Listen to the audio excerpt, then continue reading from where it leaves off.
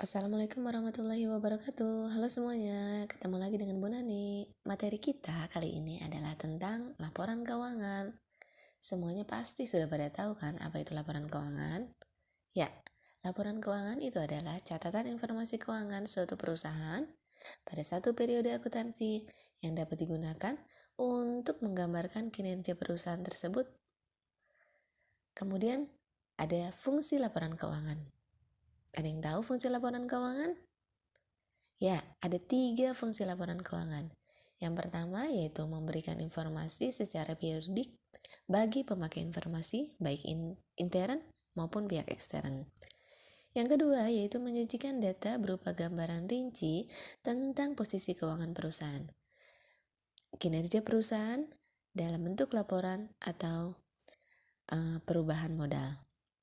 Dan yang ketiga yaitu laporan keuangan sebagai dasar pengambilan keputusan bagi pihak yang membutuhkan, baik pihak intern maupun pihak ekstern.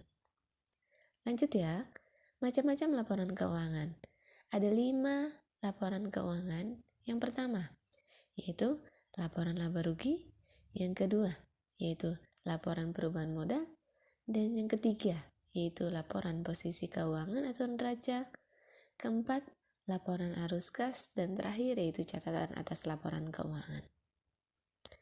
Baik, kita bahas satu persatu laporan tersebut. Dimulai dari laporan laba rugi. Laporan laba rugi ini yaitu laporan yang menyajikan informasi tentang jumlah penghasilan dan beban suatu perusahaan selama satu periode. Apa saja komponen laporan laba rugi? Yang pertama, yaitu pendapatan usaha. Yang kedua, beban usaha. Yang ketiga, pendapatan di luar usaha. Yang keempat, beban di luar usaha. Rumus dari laporan laba rugi bagaimana? Pendapatan dikurangi beban. Jika pendapatan lebih besar dari beban, maka perusahaan pasti akan mengalami keuntungan atau laba. Sebaliknya, jika perusahaan mengalami pendapatan yang lebih besar daripada beban, maka perusahaan mengalami kerugian atau yang disebut dengan loss. Laporan berikutnya yang kedua yaitu laporan perubahan modal. Laporan yang menyajikan informasi tentang perubahan modal atau menunjukkan penambahan atau pengurangan kekayaan dalam periode tertentu. Komponen laporan perubahan modal terdiri dari pertama, modal awal, kemudian laba atau rugi, dan prive. Rumus dari perubahan modal yaitu modal awal ditambah laba dikurangi prive sama dengan modal akhir. Jika perusahaan mengalami laba, maka rumusnya dari modal akhir adalah modal awal ditambah laba dikurangi prive. Jika perusahaan mengalami rugi, maka rumusnya modal akhir sama dengan modal awal dikurangi rugi dikurangi prive.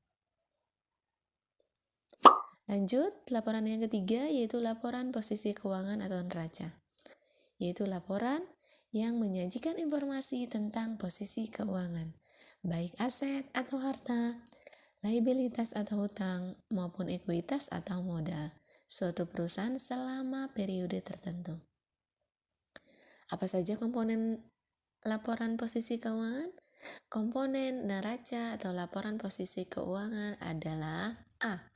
Harta atau harta lancar ditambah harta tetap. B. Kewajiban jangka pendek atau jangka panjang. Dan C. Modal. Rumus neraca. Rumus neraca yaitu aktiva sama dengan pasiva. Harta sama dengan hutang ditambah modal.